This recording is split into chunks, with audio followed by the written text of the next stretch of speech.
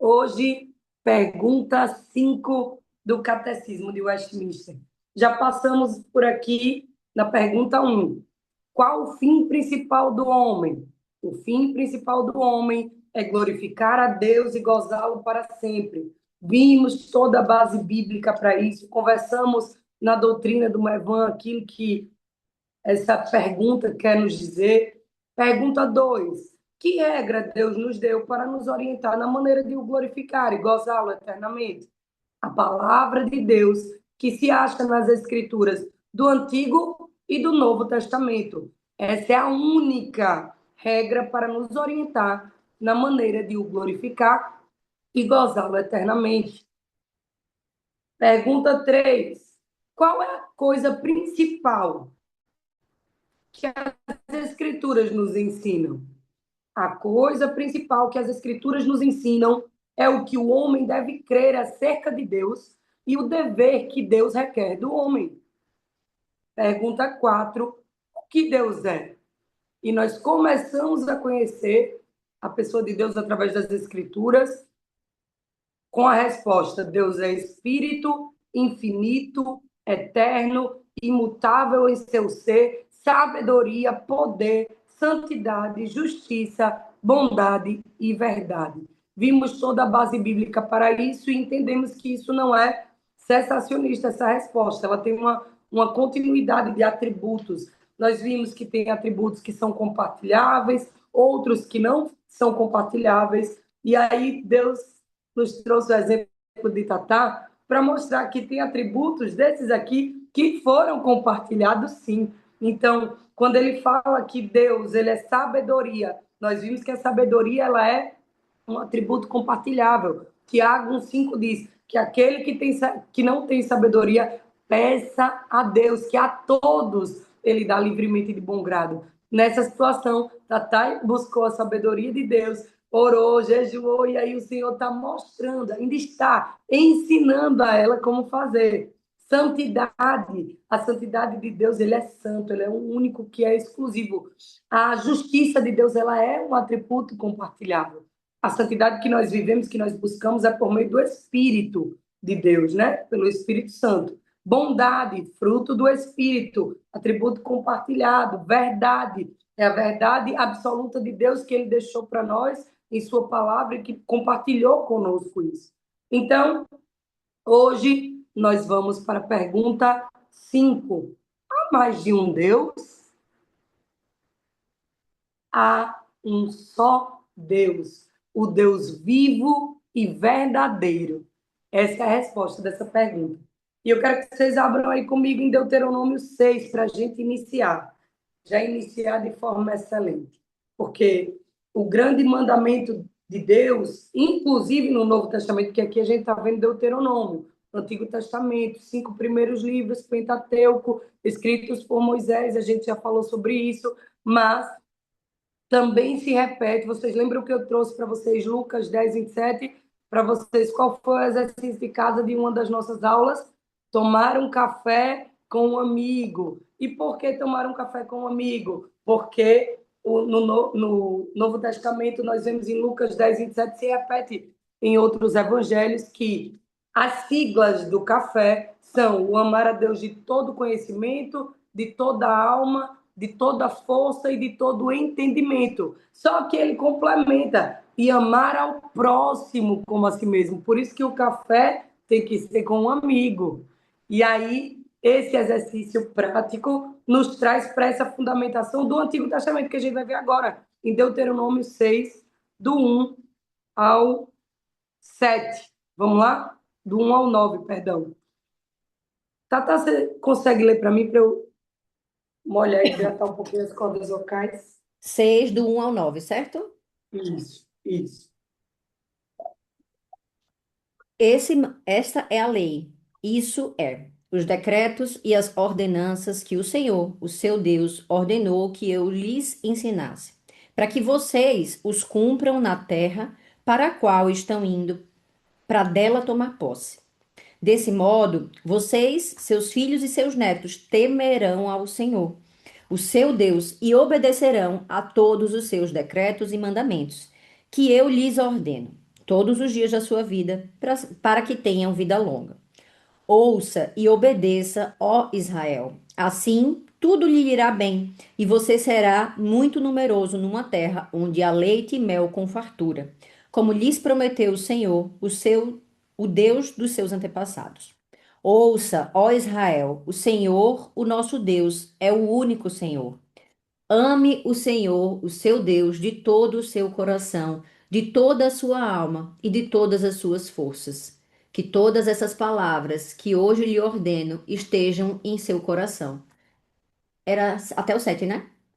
Não, pode ler até o 9. Ah, tá. Ensine-as com Olha o E persistência. do café. O E do café veio aí, no ensino. Ensine-as com persistência a seus filhos. Converse sobre elas quando estiver sentado em casa, quando estiver andando pelo caminho, quando se deitar e quando se levantar. Amarre-as como um sinal nos braços e prenda-as na testa. Escreva-as nos batentes das portas de sua casa e em seus portões. Aleluia. Você entende que ele aqui não está falando de uma forma literal, mas de como fundamento. Depois vocês podem pegar, por exemplo, uma Bíblia com o original em hebraico, e aí vocês vão ver os termos que, nesse momento de tradução, muitas vezes os termos não ficam tão fidedignos para o nosso entendimento. Mas essa passagem, ela é crucial. Se você ver, é porque eu não tenho como fazer um tour pela minha casa agora com vocês, mas em todos os lugares vai ter quadro com versículos bíblicos, com momentos de contemplação, vai ter versículos bíblicos e Bíblia por todos os lugares da casa, para que em momentos Tata já esteve comigo aqui, ela já visitou a biblioteca, muitos dos livros são baseados com versículos bíblicos dentro de uma cosmovisão explícita da palavra, porque para nós o fundamento de vida, de intelectualidade do ser humano que nós queremos formar é a Bíblia, é a palavra de Deus. Então, quando você entende essa verdade, você crê nela com profundidade de que quando nós amamos o Senhor de todo o nosso coração, de toda a nossa alma, de todo o nosso entendimento, nós não temos como não amar o próximo. Nós não temos como reter, porque o ensinamento dele é como base, como mandamento, amar a Deus acima de todas as coisas e ao próximo como a si mesmo. Então, se todos vivessem esse lugar de fundamento e ensino, nós teríamos uma sociedade melhor, um ser humano melhor, uma vida mais próspera, um lugar mais frutífero, seja no teu trabalho, na tua casa, na tua família, na tua profissão. Você seria mais excelente naquilo que você faz. Então, quando você entende a centralidade de Deus, e aqui eu já pauso para indicar algumas literaturas para quem quer aprofundar no tema. Tem um livro chamado Quando Deus foi retirado das escolas.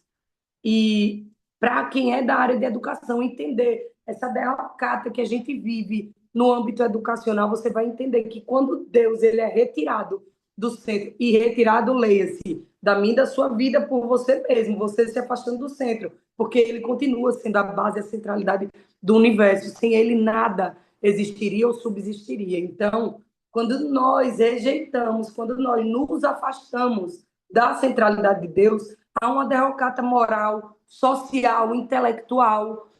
As pessoas, ainda que construem teorias que vão ser derrubadas mais na frente. Vocês lembram daquela arte que nós admiramos aqui em um dos nossos encontros, que hoje não tinha como ser, como iniciar de forma diferente, que não relembrando com vocês aquilo que a gente já viu, chamado A Torre de Babel, quem lembra? Vocês lembram? Sim, E senhora. ela, o que é?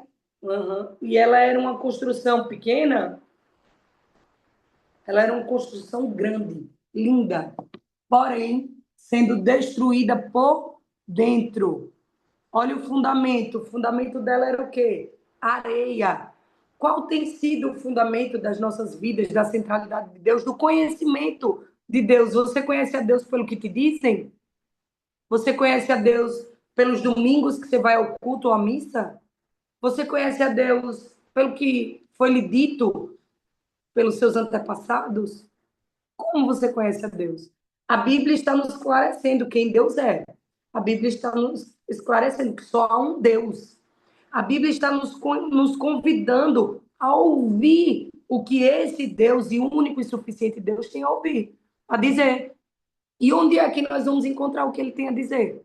Como é que nós conheceremos a Deus? Conhecendo, estudando a sua palavra. E é esse o fundamento, o sentido de nós estarmos aqui.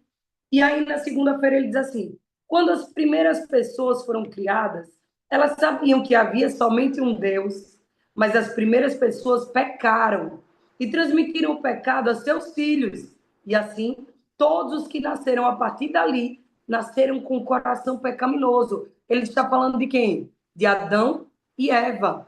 Ontem nós estávamos fazendo o devocional sobre Caim e Abel. Com toda certeza, o culto era comum para Caim e Abel. Eles ouviam falar do Deus verdadeiro, eles ouviam falar dos feitos de Deus, porém, o pecado havia entrado no mundo, e quando nós não aceitamos o ensino, a instrução, quando nós rejeitamos a centralidade de Deus, mesmo estando no mesmo lugar, você está indo para o mesmo culto, você está participando da mesma família, você está lendo a mesma palavra, mas você não vive a transformação que Deus tem para a sua vida, você vai, como Caim, matar Abel. Matar, às vezes, no teu coração, às vezes matar, de fato, fisicamente. Então, quando você não se relaciona com esse único Deus vivo e verdadeiro, quando você não conhece quem ele é, o que ele requer, o dever que ele requer do homem, quando você não vive a verdade de o glorificar, de gozá-lo eternamente desde agora, quando você não entende a regra de fé e prática que ele deseja para a sua vida, você vai se afastar da centralidade dele. Você vai se afastar da verdade bíblica. E aí ele continua dizendo: por serem pecadoras, as pessoas não querem acreditar que há um Deus santo que requer que elas vivam de maneira certa. Então, ainda bem no início da história, as pessoas começaram a criar os seus próprios deuses, que eram menos santos e mais fáceis de relacionar do que com o Deus único e verdadeiro, que é santo. Não obstante, há somente um Deus e nenhum outro igual a ele. Agora nós vamos abrir Isaías 45 e vamos ler do versículo 18 ao versículo 22. Isaías 45, do 18 ao 22, diz assim: pois assim diz o Senhor que criou os céus, ele é Deus, que moldou a terra e a fez. Ele a estabeleceu. Não a criou para estar vazia, mas a formou para ser habitada. E ele diz: eu sou o Senhor e não há outro, nenhum outro. Não falei secretamente de algum lugar numa terra de trevas. Eu não disse aos descendentes de Jacó: procurem-me à toa. Eu, Senhor, falo a verdade. Eu anuncio o que é certo. Ajuntem-se e venham. Reúnam-se, vocês, fugitivos das nações. São ignorantes aqueles que levam de um lado para o outro imagens de madeira, que oram a deuses que não podem salvá-los. Declarem o que deve ser, apresentem provas, que eles juntamente se aconselhem. Quem há muito predisse isto, quem o declarou desde o passado distante? Não fui eu, o Senhor? Não há outro Deus além de mim, um Deus justo e salvador. Não há outro além de mim. Voltem-se para mim e sejam salvos todos vocês, confins da terra, pois eu sou Deus e não há nenhum outro. Muitas vezes uma palavra como essa pode parecer dura diante daquilo que a gente vive, que a gente foi ensinado, e aqui vale o adendo de uma crença popular. Havia uma moça que comia o peixe sem a cabeça e sem o rabo. E aí, certa vez, ela viu num restaurante muito chique um peixe inteiro, lindo, posto no prato. E ela disse: mas não pode. Por que vocês serviram um peixe com cabeça e com rabo? E ele disse, o garçom: porque é assim que a gente serve aqui, é a forma mais prazerosa de aproveitar em completude e tal, o alimento. E aí ela disse: não, minha avó, minha mãe me disseram que não pode, faz mal. Você pode morrer se você comer a cabeça do peixe, o olho do peixe ou o rabo do peixe. E aí ele disse: mas de onde veio essa fonte, esse conhecimento? E ela parou ali e ela não sabia dizer. E aí ela foi buscar na mãe: mãe, por que a gente não pode comer a cabeça e o rabo do peixe? E aí ela disse: não, minha filha, porque faz mal, você pode morrer, a gente não come cabeça e rabo de peixe. E aí ela disse: tá, mas qual é a fonte do conhecimento disso? Como foi que você soube disso? Foi algum estudo? Alguém da nossa família morreu? Teve alguma coisa que aconteceu? E ela: não, mas vamos perguntar à sua avó. Para a glória de Deus, a avó ainda era viva. E aí ela foram até a avó: vó, por que a gente não come a cabeça de peixe e o rabo do peixe? Aí ela disse: não, minha filha, a avó, a Bisa, quem me ensinou que não podia, que era necessário a gente cortar, e eu sempre cortei. Já não trouxe o fundamento de que morria ou de que poderia passar mal. E a mãe dela, a tataravó da menina, estava viva, bem velhinha, mas viva. E ela foi buscar com ela: vó, por que não pode comer a cabeça e o rabo do peixe? Ela disse: não, minha filha, quem disse que não pode comer? Eu a vida inteira só fiz sem a cabeça e o peixe porque a minha frigideira era pequena. E eu cortava a cabeça e o rabo para poder caber e assar o peixe completo de uma vez. Mas eu fazia caldinho da cabeça, do rabo. Olhe como o telefone sem fio é perigoso.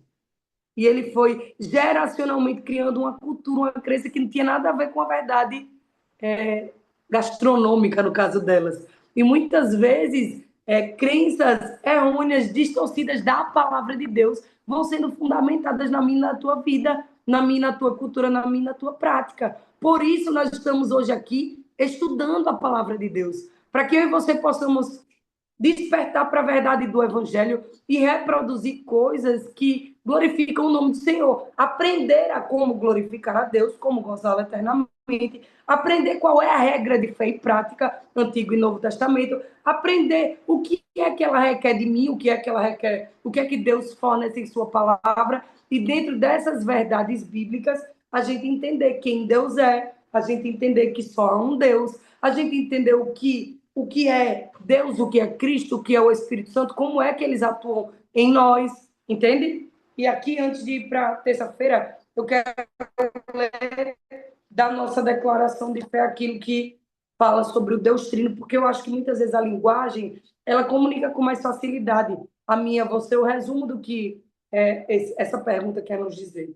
E o artigo 2 da declaração do MEVAN, que eu já entreguei a vocês aí em PDF, ela diz assim: o Deus Trino, cremos em um só Deus, eterno, santo, soberano, que subsiste em três pessoas distintas e inseparáveis: Deus Pai, Filho e Espírito Santo.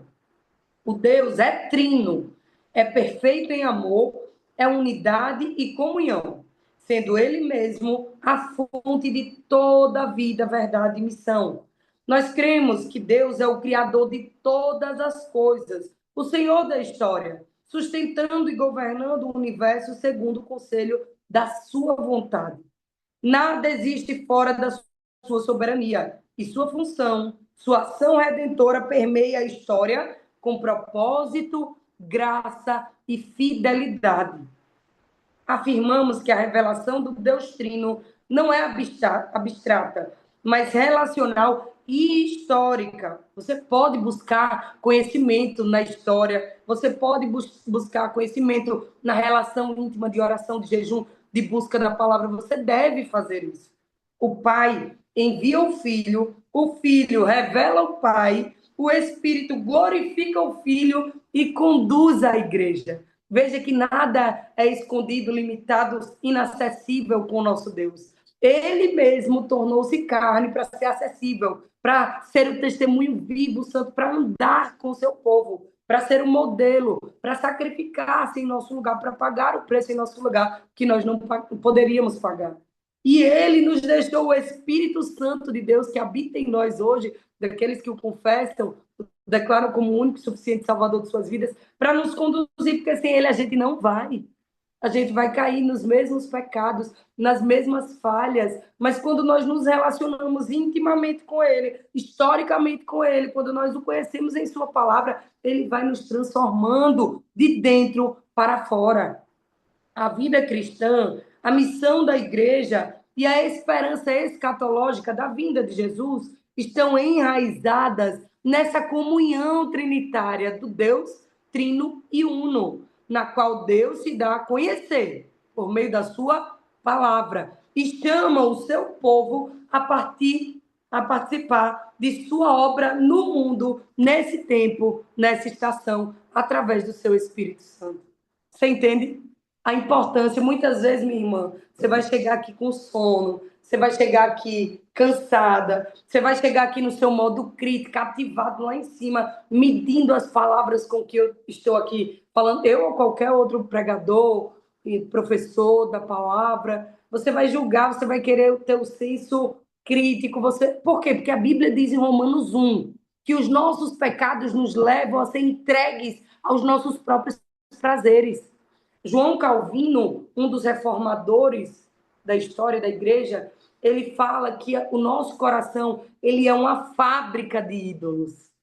Se você não tem a centralidade de Deus, que é o que nós queremos aprender aqui, não há mais de um Deus, só um Deus. Só que se você tira Deus do centro da tua vida, porque ele não tem como sair do centro, amém? Quando você se afasta dele, quando você tira Deus da escola do teu filho, da educação do teu filho, ou da tua própria educação, da tua própria vida, quando você faz esse afastamento de Deus, aí você começa a fazer o quê? Produzir ídolos para si. E não estou falando aqui de ídolos, de imagens, não, tá? Estou falando de ídolos, o teu ego, a tua arrogância, a tua forma de falar, porque eu sou certo, eu sou inteligente, eu sou. Ego Transformado, um livro que vai te fazer entender o que eu estou querendo te dizer. Você precisa entender que o ego transformado não é você pensar menos de si, nem você pensar mais de si, é você pensar, não pensar sobre si, pensar sobre ele.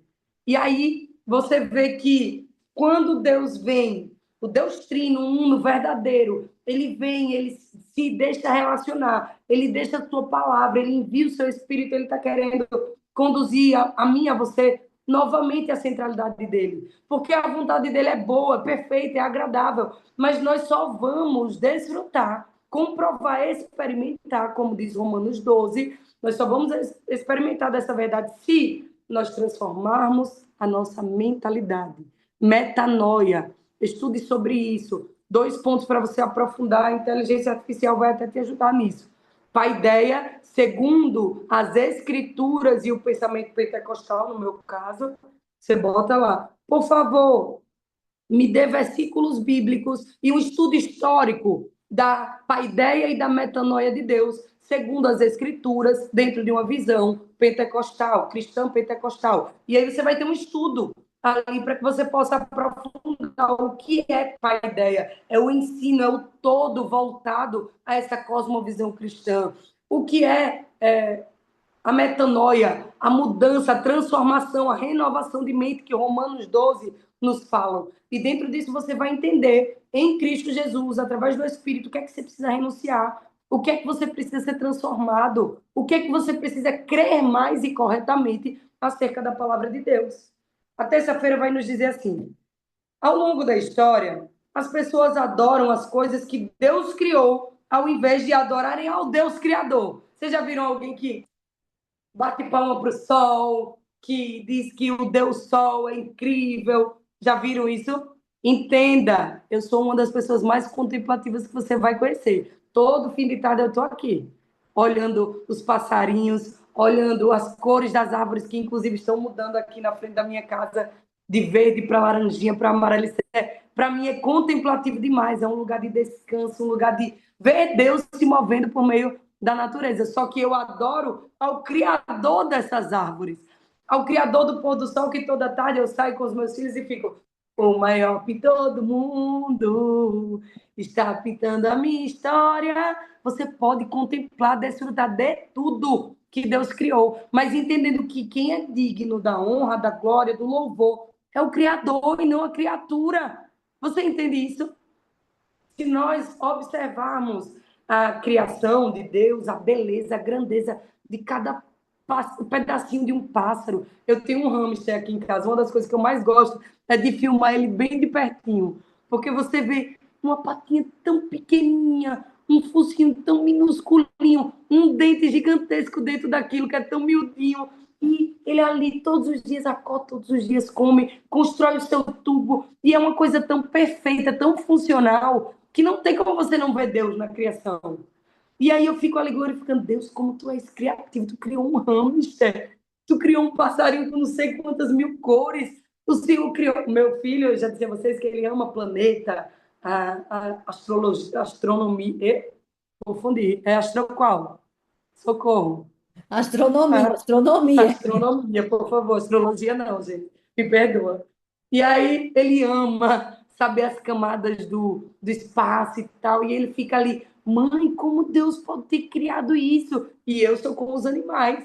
E isso é glorioso. Você consegue dar glória a Deus ao contemplar a criação, mas você não vai bater palma para o sol, você não vai dizer que o Deus Sol faz todos os dias aquecer. Não, porque só há um Deus vivo e verdadeiro, um Deus trino e criador de todas as coisas. Você entende que talvez seja só um ajuste de perspectiva, que você não está distante de Deus, você consegue ver Deus, só que você não está entendendo a forma de o glorificar corretamente. Então, as Escrituras, o estudo da palavra de Deus, o relacionamento com Ele através do Espírito Santo, da oração do jejum, vão te ajudar a limpar os seus óculos, a mudar a sua visão para uma cosmovisão correta, cristã, genuinamente cristã. Aqueles que se dizem cristãos, claro, porque é como eu sempre dizia a Tatá em nossas conversas anterior à conversão. Você não tem, eu não tenho como conversar contigo se você não chupar da mesma laranja que eu. Você não vai saber se é doce ou não, por mais que existam inúmeras laranjas, pera, lima, enfim, laranja cravo, você só tem como saber se a minha laranja é doce se você chupar dela, se você provar dela. Então, é isso. Se você se diz cristão, é para você esse estudo. Você precisa conhecer as Escrituras, se relacionar com o Espírito Santo, saber quem Deus é. Só há um Deus vivo e verdadeiro, e ele é suficiente. E aí, terça-feira, ao longo da história, as pessoas adoram as coisas que Deus criou, ao invés de adorarem a Deus. Muitas vezes as pessoas criaram pequenas estátuas de ouro ou prata ou madeira para representar o Deus que elas adoram. Outras vezes é o orgulho, lembra que a gente falou? O ego, a vaidade. Essas estátuas são chamadas de ídolos, mas não são somente essas estátuas. Nos tempos antigos, do Antigo Testamento, quase todo mundo adorava ídolos. Deus havia separado a nação de Israel como seu próprio povo especial que deveria adorá-lo e nunca adorar outros ídolos. Perceba aqui, ele está falando do Antigo Testamento. Cristo, Maria, João, que muita gente, quando a gente fala em idolatria, precisa ser quebrado isso. Só pensa na Igreja Católica. Pare. Volte, não é uma crítica pessoal à Igreja Católica, isso é muito anterior. Veja que nós estamos falando do Antigo Testamento. Se você aprofundar um pouquinho mais desse estudo, você vai ver que na mitologia grega, na mitologia egípcia, na mitologia persa e todas as mitologias haviam deuses criados ao invés do Criador, e muitos deles seguiam caminhos do que a gente foi entender por Bíblia futuramente, mais distorcido, por falta desse lugar de conhecimento completo da pessoa, de quem Deus é. Por isso a importância de nós estudarmos hoje quem Deus é. Alguns, veja, a gente já conversou no último encontro, haviam deuses que eram irados, haviam deuses que matavam em nome da divindade, haviam deuses que sacrificavam sangue de pessoas, de bebês, haviam deuses que eram dominadores territoriais financeiros de determinados estados, lugares. Então, já havia isso há muito tempo. Então, não é uma crítica pessoal à Igreja Católica, é só que nós precisamos entender, como João Calvino bem definiu simploriamente, que se não há centralidade do Deus vivo, verdadeiro, nos nossos corações, o nosso coração, que é uma fábrica de ídolos, vai colocar, sejam eles deuses imagens, ou sejam eles nós mesmos, como Deus. Eu tenho um livro aqui que é Viciados em Si Mesmos, de Larry Crabb, que mostra você como seu Deus. Esse livro, uma tapa na nossa cara. Porque você vai entender que você é cristão, você é pastor, você é levita, você é membro de uma comunidade de fé, pode estar viciado em si mesmo. Então, não entenda como Dália, uma crítica pessoal. Ah, deixa eu fazer só uma contribuição. Uma vez eu vi uma pessoa falando sobre essa parte da idolatria e falando que, assim, quando vai mais para fora, né, de outros deuses, entidades, enfim, sim, seres, animais, o que for, parece que fica fácil, né? E aí você já chegou nesse lugar realmente de si mesmo, da arrogância, da inteligência, da ciência, do que for.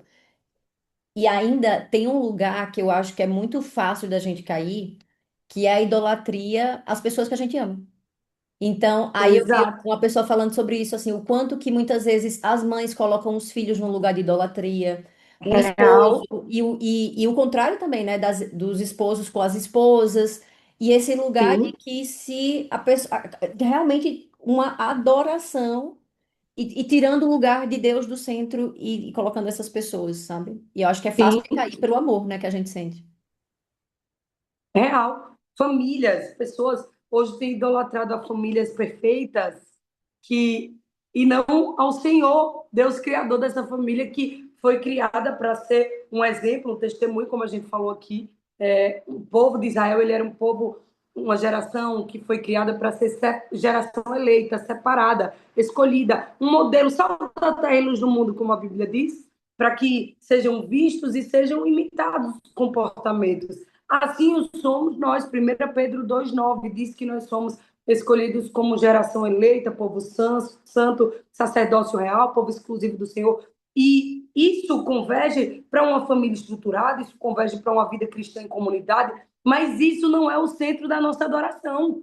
Isso não é a nossa prioridade. A nossa prioridade é Cristo, porque só tendo Cristo como prioridade, que quando um filho morre, a gente consegue continuar adorando. Que quando a gente perde um marido, a gente não culpa Deus por não ter se capacitado ou vivido e provido as nossas necessidades. Deus, ele precisa voltar a ser o centro de todos, seja de uma comunidade de fé cristã ou de uma comunidade ímpia, ateia, agnóstica, o que quer que seja. Nós precisamos voltar a entender quem Deus é, o que ele requer do homem, como glorificá-lo, porque senão nós somos uma fábrica de ídolos. Idolatraremos nossas profissões, nossas conquistas, aí vamos para a meritocracia, idolatraremos nossa família, tirando Deus da prioridade do centro, idolatraremos as bênçãos que Deus deu. Eu já conversei com vocês aqui sobre a parábola de quando havia um banquete preparado pelo rei, e aí cada um dava uma desculpa lícita para não estar naquele banquete. Eu acabei de ganhar uma terra do Senhor mesmo, eu acabei de me casar, foi um casamento que o Senhor abençoou, eu acabei enfim, de ter um filho. E aí eles não sentavam mais à mesa do rei, eles não glorificavam ao rei por conta de bênçãos que haviam recebido do próprio rei. Entende? Então, nós precisamos analisar isso, e é uma autoanálise. Lembra do que lemos no Salmo 119, 105? Lâmpada para os meus pés, luz para o meu caminho. Não é para você estar com a lanterninha no pé de ninguém, no caminho de ninguém. Voltando para cá. Já lemos o Salmo 115 no nosso encontro anterior, então eu não vou ler ele completo, apenas do 1 ao 8, como sugere a terça-feira do nosso catecismo, pergunta 5, que diz: Não a nós, Senhor, nenhuma glória para nós, mas sim ao teu nome, por teu amor e por tua fidelidade. Porque perguntam as nações: onde está o Deus deles? O nosso Deus está nos céus e pode fazer tudo o que lhe agrada. Os ídolos deles, de prata e ouro, são feitos por mãos humanas. Tem boca, mas não falam, olhos, mas não veem, ouvidos, mas não ouvem, nariz, mas não sentem cheiro, tem mãos, mas nada podem apalpar, pés, mas não podem andar, e não emitem som algum com a sua garganta. Tornem-se como eles, aqueles que o fazem, e todos os que nele confiam. A gente viu e meditou um pouquinho mais profundo sobre esse salmo no nosso encontro passado. Quem não esteve, pode entrar pelo link e ver a aula passada, tá bom? E a pergunta final da terça-feira é: o que esse salmo diz que os ídolos não podem fazer? O que esse salmo diz que os ídolos não podem fazer? O que o verso 3 diz que Deus pode fazer? Veja, ele diz que, em suma, em resumo, esses versículos dizem que os ídolos não podem nos dar direção, não podem nos dar mudança de vida. Eles não nos transformam em nova criatura. E seja ele o ídolo que for, tá bom? Lembre-se, não apenas os ídolos de imagem, mas os ídolos que a gente cria, porque você pode ter aí uma visão ideal do teu marido, que na verdade ele não é esse homem. Você pode ter aí uma visão ideal, idolatria do teu filho ou da tua filha, que na verdade ele não é o que você pensa, o que você idolatra, que ele seja o homem ou a filha ou o filho ideal. Então, nós precisamos entender isso e arrancar esse ídolo do nosso coração e lidar com as verdades e confessar os pecados e chamar esse marido, esses filhos ao arrependimento e à centralidade de Cristo, para que todos sejamos transformados de dentro para fora e declaremos e entreguemos a verdadeira adoração exclusivamente ao Deus único, vivo e verdadeiro. E ele vai nos transformando de glória em glória. E o versículo 3 que ele pergunta diz assim: o nosso Deus está nos céus e pode fazer tudo o que lhe agrada. Isso fala sobre soberania de Deus, um atributo não compartilhado de Deus. Tem uma frase que mexe muito com muita gente, bíblica, que diz: eu terei misericórdia de quem eu quiser ter misericórdia. Deus dizendo ao povo de Israel, sabe por quê? Porque o povo de Israel, e às vezes a gente não entende essa frase e usa ela fora de contexto. Veja, o povo de Israel ficava indignado. O Jonas ficava indignado se fosse enviado para salvar ninivitas, ímpios. E hoje em dia tem muito crente que fica indignado porque o ladrão ou o assassino ou aquele que era corrupto se converteu. Quem és tu? Quem sou eu para pensar sobre isso? Tu é pecador tanto quanto. Para Deus não existe pecadinho e pecadão. E se a misericórdia dele não tivesse nos alcançado, nós estaríamos condenados ao inferno. E aí, quando ele fala para aquele povo, eu terei misericórdia de quem eu quiser ter misericórdia, ele está dizendo: ei, você não define quem é salvo e quem não é.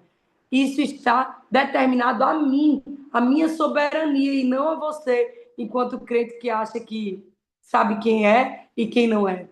Nós não sabemos. O íntimo do coração, a palavra antes de chegar à boca, o único que sabe é o Senhor. As intenções do coração, quem conhece, quem esquadrinha, é o Espírito de Deus. Que isso fique de lição para nós. Para a gente entender e pedir: Senhor, sonda-se em mim algum caminho que não te agrada. Senhor, qual é o lugar que há de idolatria no meu coração, na minha vida, na minha prática diária? E aí ele vai começar a se revelar a mim e a você, para que nós possamos glorificá-lo, colocá-lo na centralidade das nossas vidas, em todos os âmbitos dela. A quarta-feira diz assim: Tata, você pode ler, por favor? Deus chamou os israelitas para serem o povo especial. Ele ordenou que eles construíssem um tabernáculo onde deveriam ir para adorá-lo. Dentro do tabernáculo estava a Arca da Aliança, uma caixa na qual os 10 mandamentos eram guardados. Às vezes, Deus ordenava que os israelitas chegassem à Arca da Aliança com eles em batalha, para um lembrete de que Deus estava com eles. Carregassem. Foi, acho que eu falei carregassem. Uma vez, os israelitas foram derrotados pelos seus inimigos, os filisteus. A razão disso foi que eles estavam vivendo de maneira perversa, se recusando a obedecer a Deus. Quando os filisteus os derrotaram, os israelitas deveriam ter deixado seus maus caminhos. Ao invés disso, eles decidiram que venceriam a próxima batalha se levassem a arca da aliança com eles. Os israelitas foram guerrear com os filisteus de novo, dessa vez levando a arca da aliança na batalha.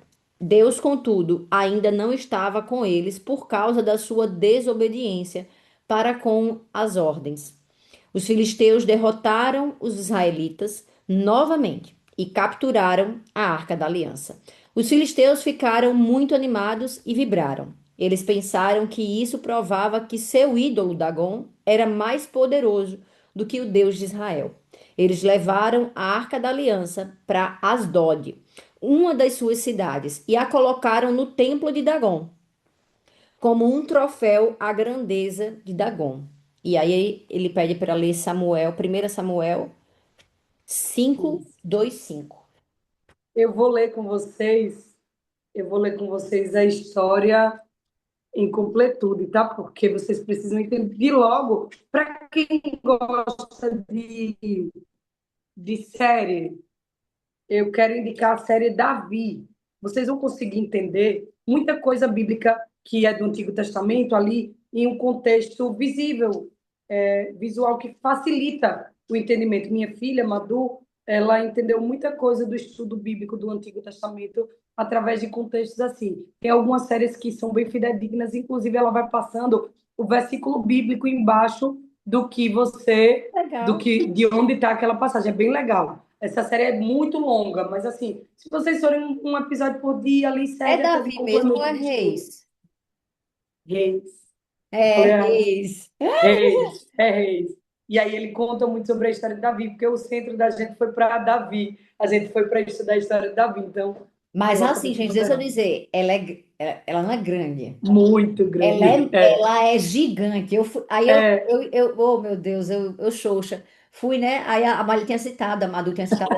Aí eu fui lá quando eu vi. Gente, é coisa de assim, ó. 50 temporadas. temporadas com mais cada uma, mais 50 capítulos. Eu disse, misericórdia! É. Ele é um estudo, Mas mas é ele é bom pra um. quem não. Desculpa interrompê-los, mas é bom pra quem gosta de série, melhor maratonar um Reis do que outra coisa. Ei, eu não sugiro ninguém maratonar nada, tá? Vai um capítulozinho por dia ali, prudente, domínio próprio, fruto do Espírito, para que você possa esmiuçar, porque ele faz muitas referências bíblicas embaixo. Então, eu quero que vocês assistam como um complemento do estudo mesmo. Vocês vêm para ficar o audiovisual, para vocês que estão iniciando o estudo, é muito bom o audiovisual. Aí vocês fazem o audiovisual e vão para a passagem que eles mencionaram naquele capítulo. Por que eu lembrei desse? Porque dos episódios que eu mais gostei foi justamente essa volta, o retorno da Arca da Aliança do templo de Dagon para o povo filisteu. Porque perceba, o Senhor, ele tem as suas formas de tratar com o seu povo. E ele estava tratando com o povo de Israel quando ele permitiu que eles perdessem a guerra. Eles estavam querendo se afastar da centralidade do Deus único e verdadeiro. Estava havendo uma mistura de deuses ali, cada um estava crendo como queria, estava misturando os povos sem a autorização de Deus, e aí o Senhor permitiu que eles fossem derrotados pelos filisteus. Só que aí é engraçado que ele dá a cordinha para o inimigo das nossas vidas, mas ele puxa de volta, né?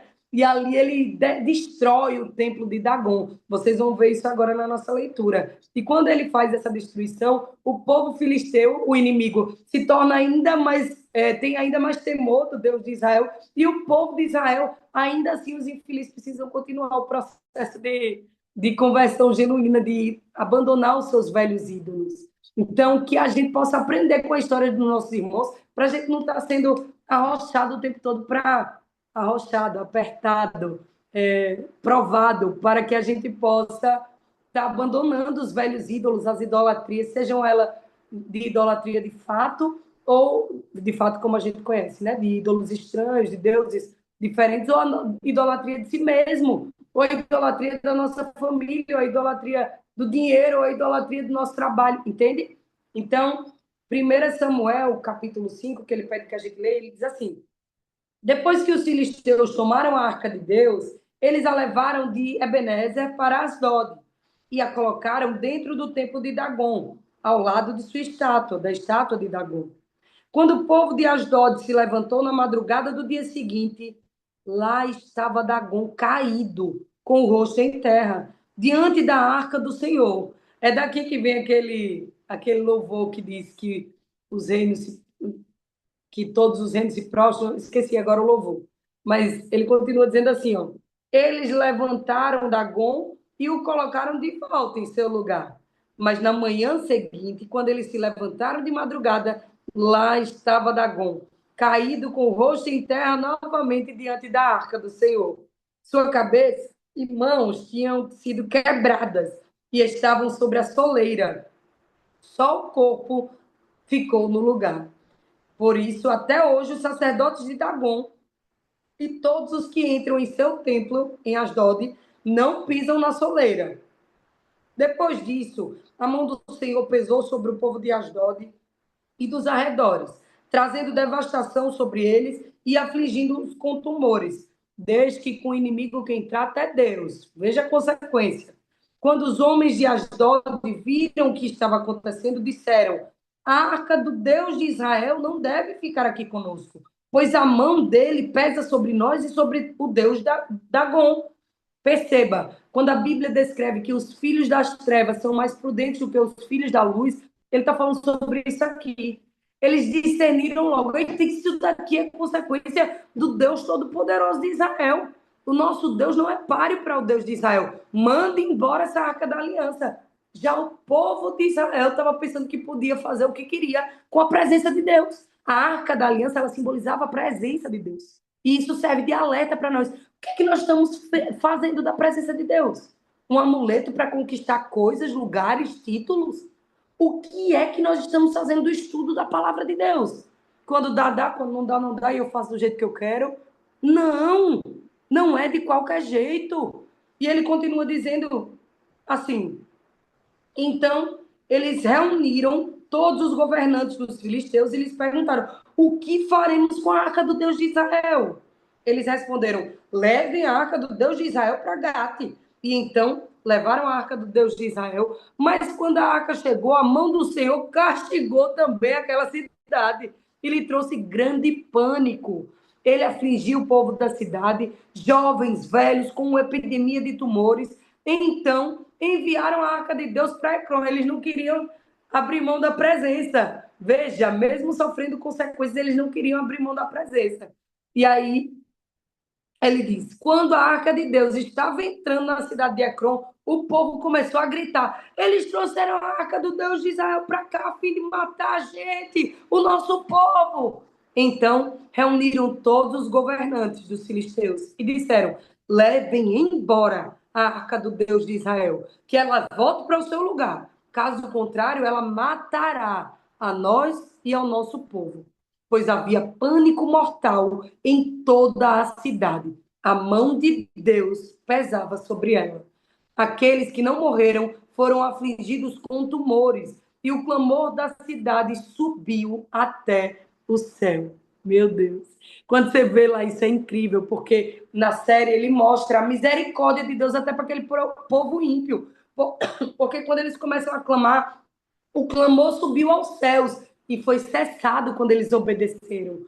Quando eles enviaram pelos bois, pela carroça, a arca, e os bois levaram para onde Deus disse que tinha que levar. Minha gente, isso é incrível. Os animais, a criação, eles proclamam a glória de Deus, o firmamento anuncia a obra de suas mãos. Eles obedecem a Deus todos os dias, sem ninguém precisar ser senhor deles. E nós, enquanto seres humanos, depois da queda que comemos do fruto do conhecimento do bem e do mal, a gente quer formar os ídolos para si, a gente quer criar novos deuses.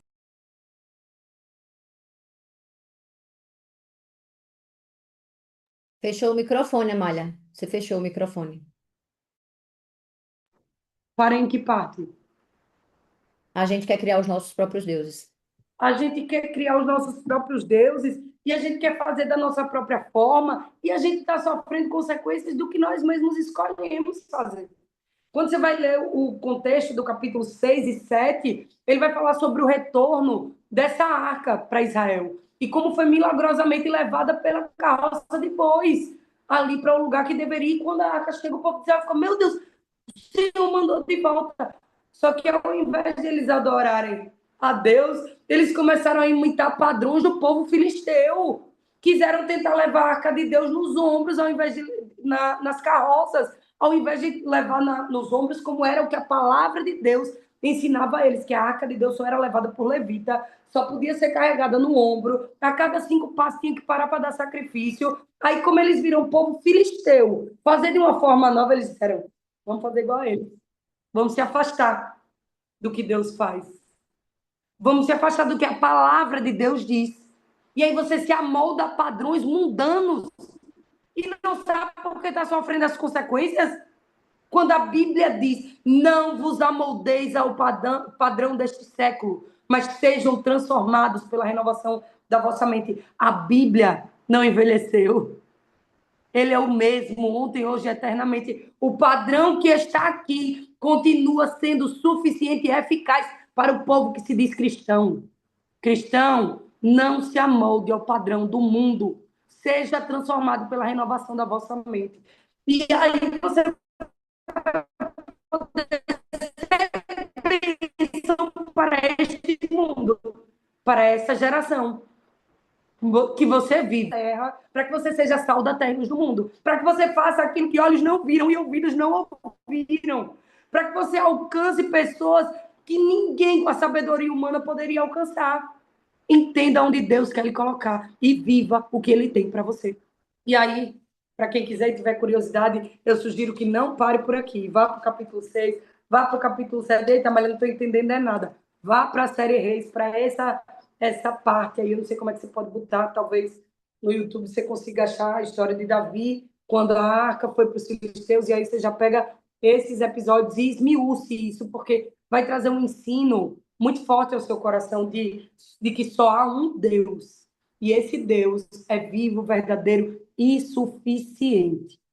E isso foi provado na história, isso foi provado na Bíblia, isso foi provado nesse contexto dos filisteus com o povo de Israel, e por isso que eu sugiro esse aprofundamento nesse ponto aqui do estudo, tá bom?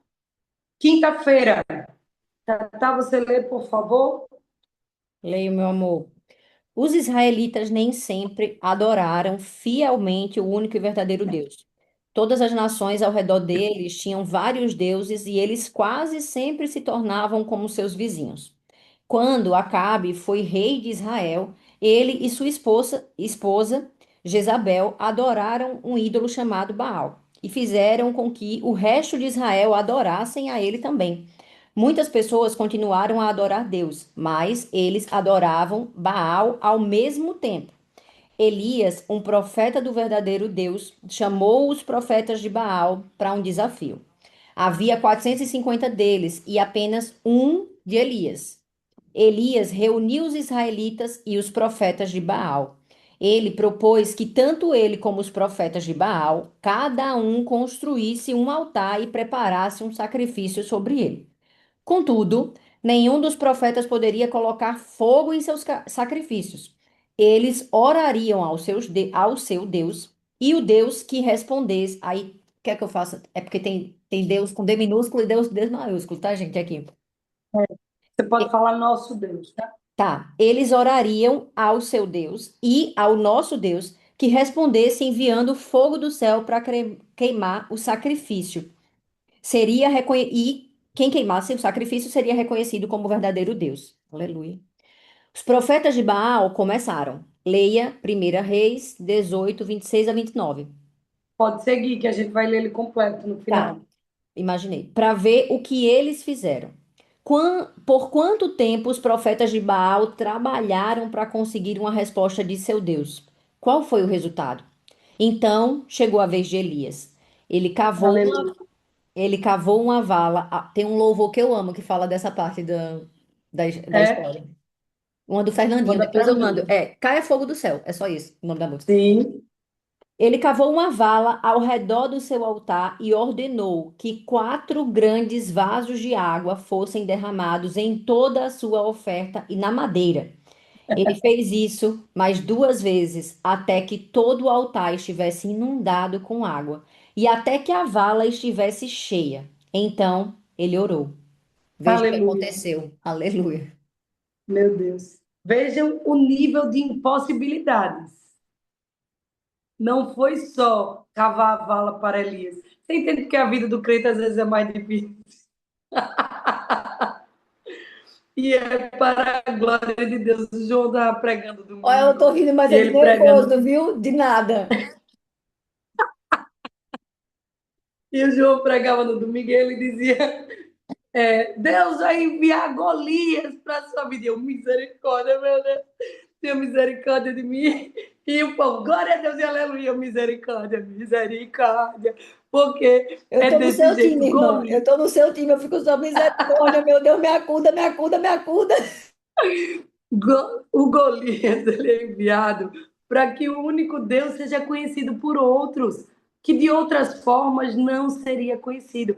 Às vezes, Tata, e aqui fazendo um adendo muito pertinente, especificamente para a sua vida, vão acontecer situações difíceis no seu meio. Você entende que o lugar da internet é um lugar de grande idolatria, arrogância, de verdades próprias. E aí, quando você é quebrada em Deus para pedir perdão publicamente, para você se humilhar na presença do Senhor e ser romper padrões que estão sendo estabelecidos nesse meio, você vai ser salvo até em luz do mundo naquele lugar?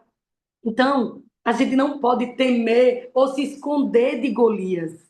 A gente tem que, por mais dolorido que seja, glorificar o nome do Senhor em meio às afrontas de Golias. Porque eu acho lindo a fala de Davi, quando me arrepio todinho. Meu Deus, louvado seja o teu nome, Jesus. Quando Golias se apresenta, eu imagino um menino tão pequeno, mas ele olha para aquele homem gigantesco rindo da cara dele, blasfemando do seu Deus, e ele se empoderando do Espírito Santo de Deus, porque o Deus vivo e verdadeiro hoje habita em nós. E ele ali se empoderando a ponto de ele dizer: eu vou te matar, eu vou te esquartejar, eu vou te dar para a comida do cão. O Golias lá escategando com a vida dele, e ele diz: olha para ele e diz: tu vem contra mim com espada, escudo e lança, mas eu vou contra ti em nome do Senhor.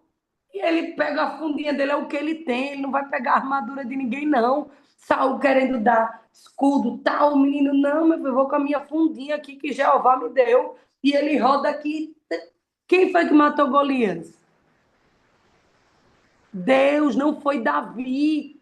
Quem matou Golias foi Deus. Então, o Golias que se levantar na minha, na tua vida, quem vai derrotar não sou eu e você na força do nosso braço, do nosso discurso, das nossas ações. Não. Quem vai derrotar é o Senhor, em nome de Jesus. E o nome dele será glorificado.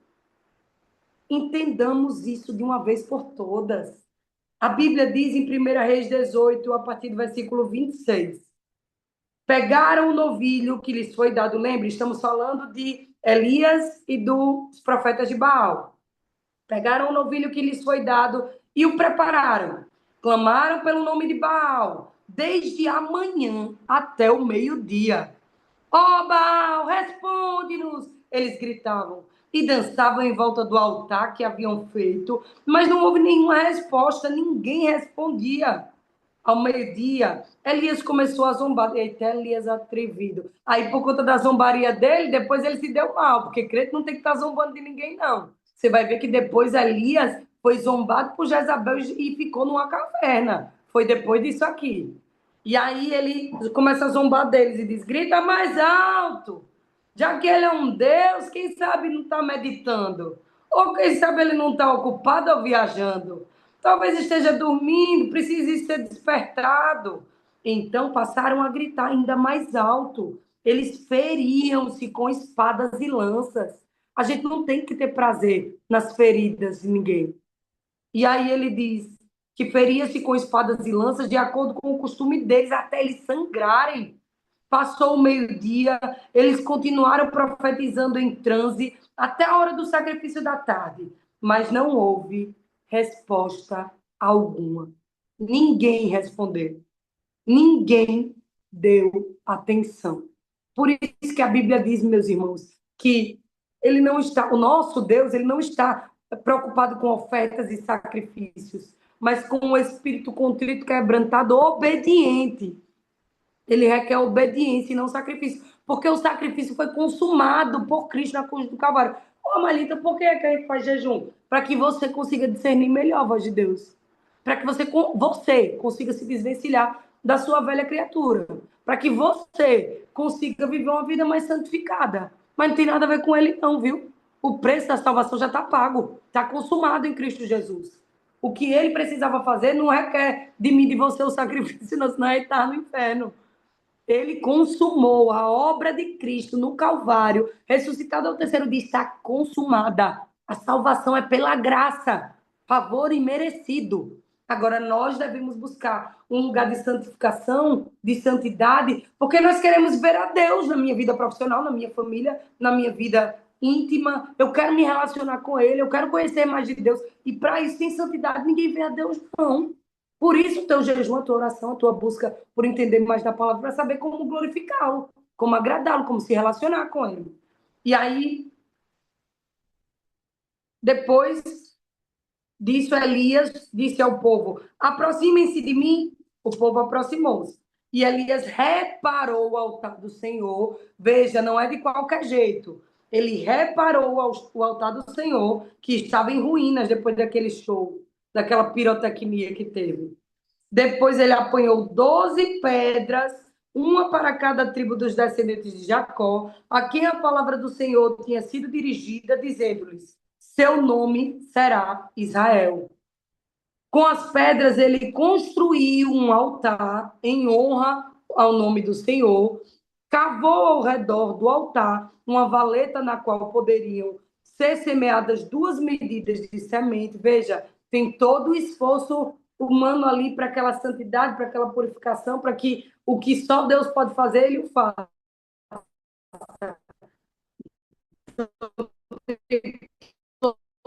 Esse preparo, esse lugar. E aí, pedaços, pôs sobre a lenha, como era para ser feito o sacrifício antigamente.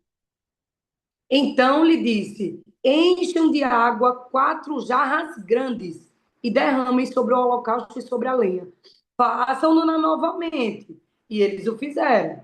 Façam pela terceira vez. E eles o fizeram. A água escorria do altar, chegando a encher a valeta.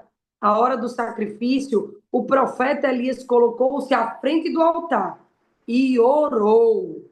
Ó Senhor, Deus de Abraão, de Isaac e de Israel, de Jacó, que hoje fique conhecido que tu és Deus em Israel, e que sou o teu servo, e que fiz todas estas coisas por ordem tua.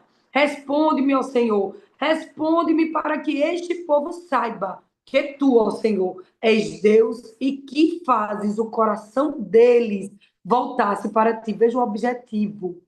O objetivo era que o nome do Senhor fosse conhecido e glorificado e que aqueles corações pecaminosos se voltassem para Deus. O meu e o seu objetivo tem que ser alcançar almas e fazer conhecido o nome de Deus.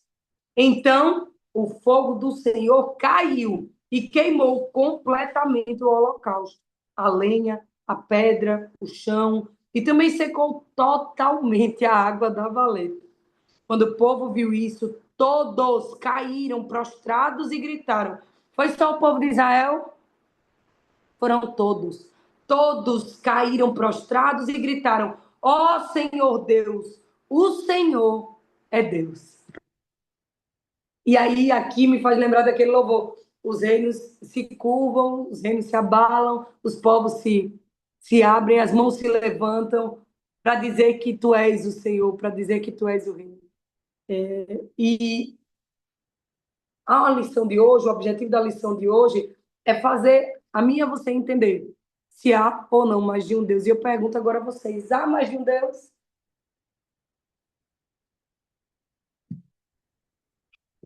Podem abrir o microfone, eu quero ouvir vocês. Não, Não. não há nenhum Deus. Só há um Sim. Deus vivo e verdadeiro. Ele é suficiente, ele é salvador, ele é remidor, ele é aquele que pode todas as coisas, ele é aquele que, se você se permitir, vai transformar a tua vida, a tua história, vai te dar uma direção nova, vai te trazer clareza à luz das escrituras, para viver a transformação que você precisa na sua mentalidade, na sua casa, no teu casamento, na tua família, nas tuas finanças, na tua profissão, aonde quer que você precise de socorro de Deus.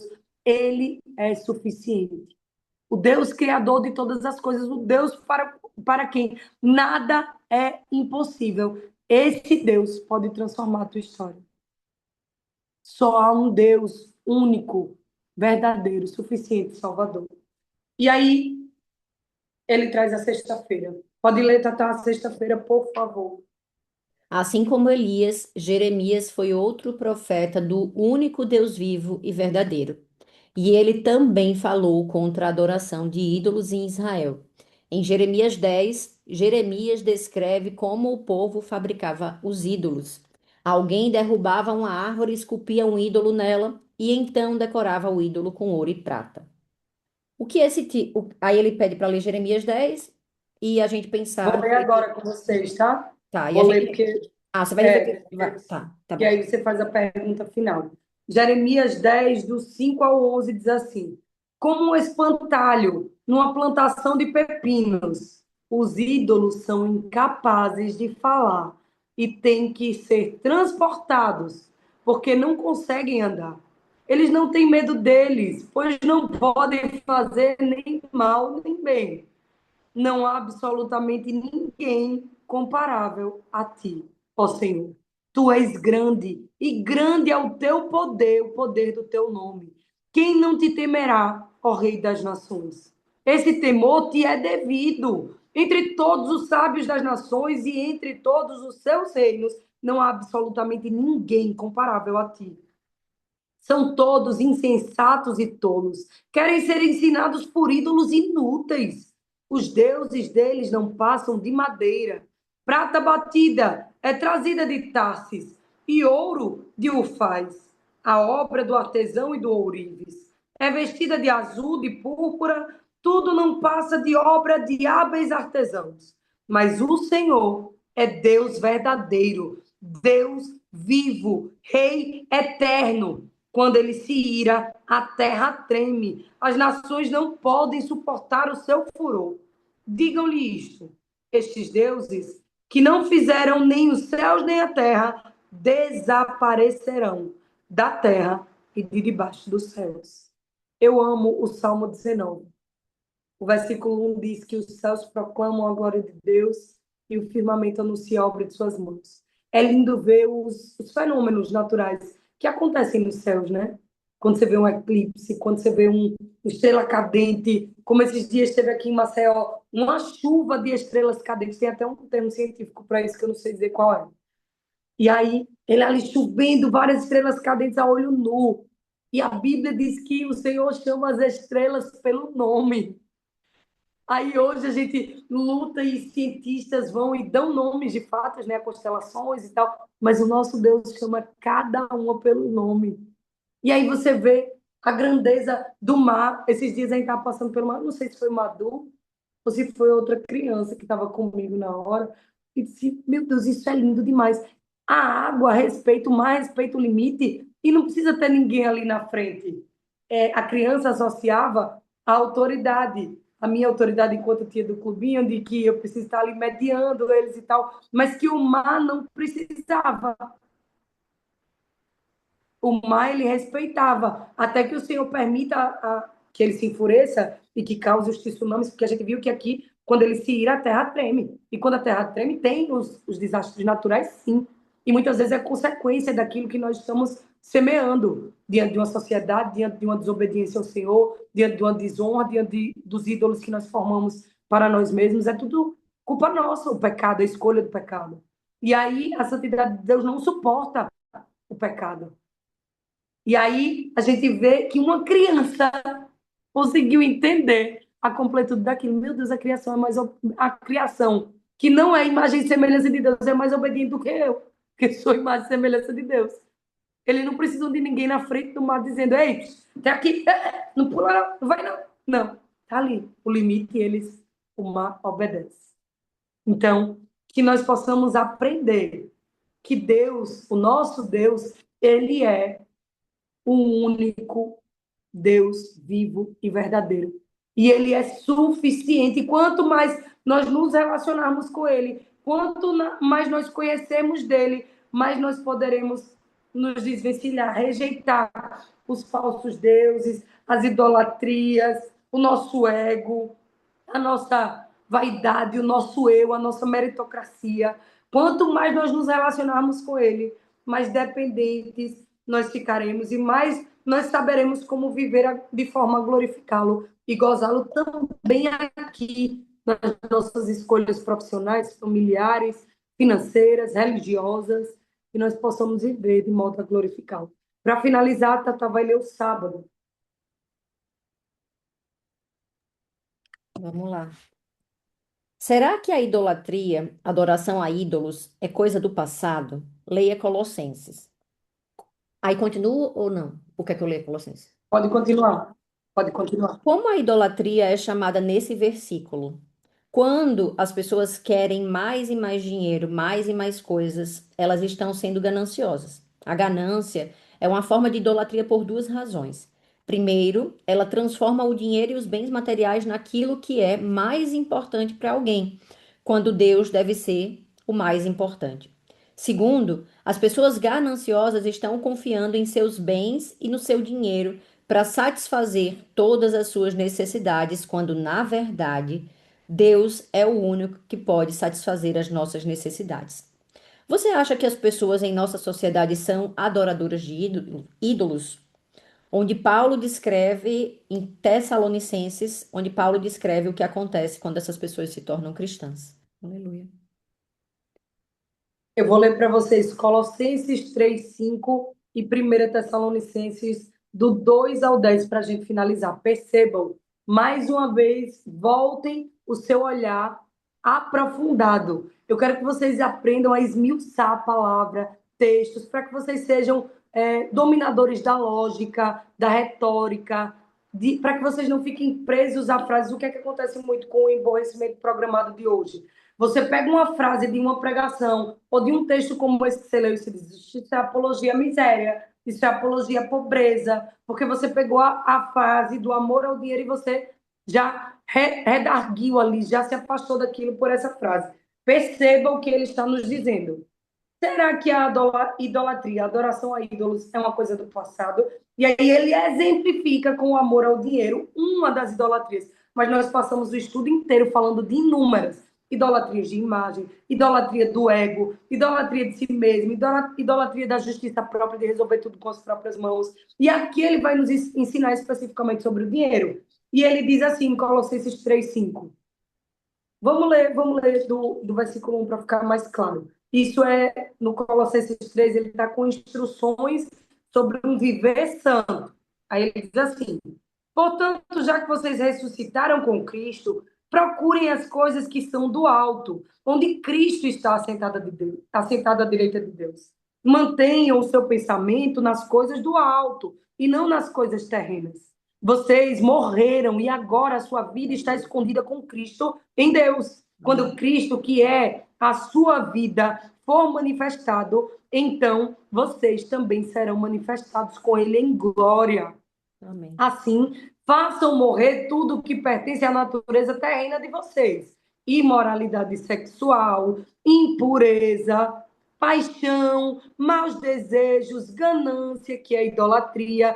É por causa dessas coisas que vem a ira de Deus sobre os que vivem na desobediência, as quais vocês praticaram no passado, quando costumavam viver nela. Mas agora abandonem todas essas coisas: ira, indignação, maldade, maledicência, linguagem indecente no falar. Não mintam uns para os outros, visto que vocês já se despiram do velho homem com suas práticas e se vestiram do novo homem que está sendo renovado em conhecimento à imagem do seu Criador. Nessa nova vida, já não há diferença entre grego, judeu, circunciso e circunciso, bárbaro, cita, escravo, livre, mas Cristo é tudo em todos. Perceba, a intenção do nosso coração, a metanoia que eu pedi que vocês estudem, a paideia de Deus que eu pedi que vocês entendam e aprofundem o conhecimento, isso vai nos fazer ter um viver santo. Tem a ver com a funcionalidade do nosso dinheiro como um servo e não um senhor? Tem. Mas também tem a ver com o quê? Com a sua imoralidade sexual, com as suas paixões, com a sua impureza, com os seus maus desejos, com a sua idolatria, tem a ver com a sua ira, com a sua indignação, com a sua maldade com o próximo, com a maledicência, que é falar mal do outro, com a linguagem indecente no seu falar. Percebe? Então, talvez você diga: não, mas eu não tenho amor ao dinheiro. Meu dinheiro serve à igreja, ou o meu dinheiro serve à minha família, ou o meu dinheiro serve aos pobres, ou eu ajudo missionários, eu ajudo pastores, não importa. Eu sou uma pessoa que o dinheiro é meu servo. Amém, glória a Deus. Mas como é que estão as suas paixões? Como é que está a imoralidade sexual? Como é que está a impureza dos teus pensamentos? Os maus desejos que você tem quando ninguém está lhe vendo? A idolatria a imagens. Como é que está a ira do teu coração que tu só fala gritando com teu filho? Como é que está a indignação que você tudo quer resolver na justiça própria, na força do seu conhecimento, do seu braço? Como é que está a tua maldade que ri de quem está se dando mal? Como é que está a maledicência, tu falando mal da tua mãe, do teu vizinho, da tua sogra, do teu irmão, do teu colega de trabalho? Como é que está a linguagem decente no teu falar? Entende? Se você diz que só há um Deus, que é vivo, que é verdadeiro, que é suficiente, que tu entendesse que ele é um Deus trino e uno, é Deus Pai, é Deus Filho, é Deus Espírito Santo que habita em você, que te conduz a ser sal da terra, luz do mundo, que quer que você seja uma nova criatura, que diz para você se despir do velho homem, vestir a roupagem do novo homem, mas tu continua nessas práticas, entende? Ô, Malha, deixa eu dar meu testemunho. Pode ficar à vontade. Rapidíssimo. Só para vocês entenderem, tá, gente? Eu faço meu devocional ali de manhã, né? Eu leio um capítulo da Bíblia por dia e aí eu vou lendo. Agora eu tô lendo os livros na sequência. E aí, essa semana eu estava onde? Colossenses 3. Foi no dia que eu voltei atrás. Depois que eu li ele todo, eu disse: É, Deus, eu entendi já. Aí eu voltei e apaguei o Glória a vídeo, Deus. entendeu? Foi nesse dia. Eu até postei no stories Glória a Deus. depois. É exatamente isso. Então, o viver cristão, ele requer de nós renúncias. Ele requer de nós o morrer para nós mesmos e viver para Cristo. O tirar a roupagem do velho homem. Se era a paixão pelo dinheiro, a ganância, se era a idolatria, se era a impureza, a imoralidade sexual, a impureza no teu pensar ou no teu falar, se eram paixões que não glorificam a Deus, se eram desejos maus quando ninguém está vendo, se era ira, se era indignação, maldade, maledicência, linguagem decente no falar, seja o que for, renuncie. Volte à metanoia que nós iniciamos falando, mude a sua mentalidade, entenda o que Deus diz sobre isso em sua palavra. Viva a metanoia de Deus, aprofunde-se na paideia de Deus, no ensino de Deus e viva essa mudança, essa limpeza dos teus óculos, para que você possa ver, enxergar, entender, agir, renunciar, como Deus requer de nós. Lembra? O fim principal do homem, glorificar a Deus e gozá-lo eternamente. O segundo, que regra Deus nos deu para nos orientar, para fazer isso, para glorificar Ele e gozá-lo eternamente? A palavra de Deus que se acha no Antigo e no Novo Testamento. Ela é a única regra para nos orientar nessa maneira de o glorificar e gozá-lo eternamente. Aí depois, qual foi a coisa principal que as Escrituras nos ensinam?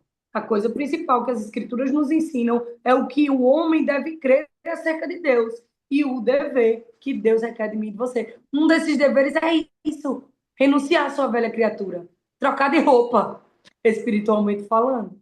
E ele O que continua, Deus é? o que me fisgou Ah, foi aqui no 12, ó. No 12 ao 15, que ele fala. Falou diretamente comigo, tá, gente? Porque eu já tenho uma conversinha aqui com Deus acerca desse assunto. Como meu glória. povo escolhido de Deus, santo e amado, revistam-se de profunda compaixão, bondade, humildade, mansidão e paciência. Essa aqui foi comigo mesmo, assim, ó. Foi ele falando comigo, em primeira pessoa. E continuando, suportem-se uns aos outros e perdoem as queixas que tiverem uns contra os outros. Perdoem como o Senhor lhe perdoou. E Deus tome só chinelada. E aí continuou, acima de tudo, porém, revistam-se do amor que é o elo perfeito. Aí foi quando eu disse, Jesus, Ama. eu não amei não, né, Jesus? Tá bom, deixa eu voltar atrás, que eu sou uma pecadora, misericórdia. Aí foi, É gente. bem isso. Glória a Deus. Essa troca é tão importante. Meninas e meninos, se tiver alguém aqui, homem, quando vocês quiserem trocar, complementar com o versículo, não fugindo do tema, não trazendo os testemunhos pessoais, porque acaba ficando muito longo. Vocês podem e devem me testemunhar que eu amo. Vão no meu Instagram, falem na caixinha, eu amo, na comunidade, onde for. Vocês são livres para me contar, porque eu amo. Mas aqui vocês podem complementar com isso. Veja como Ítala foi muito cirúrgica nesse ponto, porque eu trouxe o que ele não queria, mas esqueci de continuar trazendo o que ele queria. E aí ela vem e traz. E o que é isso que ela acabou de ler, do 12 ao 15? É um fruto do Espírito. Sabe que o fruto do Espírito você só tem se você se relacionar com o Espírito que habita em nós. Porque a Bíblia diz em 1 Tessalonicenses 5, para a gente não apagar o espírito. Então, a possibilidade de você ter o espírito, mas você está apagando ele em você porque você está alimentando a sua carne. E aí, quando você vive por isso que ele está dizendo aqui, que o povo escolhido de Deus, santo e amado, deve se revestir de compaixão, de bondade, de misericórdia, de mansidão e paciência, e suportar uns aos outros, perdoando as queixas e se revestindo desse elo perfeito que é o amor. Ele está nos dizendo como fazer. Ele já disse o que não fazer, e agora ele está nos dizendo o que fazer, através desse relacionamento íntimo com o Espírito Santo, da comunhão com a palavra de Deus. Por isso a importância do jejum, da oração, do estudo bíblico. E para finalizar, eu quero que Tatá leia aí comigo 1 Tessalonicenses, do versículo 2 ao 10, por favor. Peraí, qual é o capítulo? Não, do 2? 1 Tessalonicenses é É a logo na primeira, outra não é folha de mesmo? Colossenses. Do 2 ao 10, É, tá bom.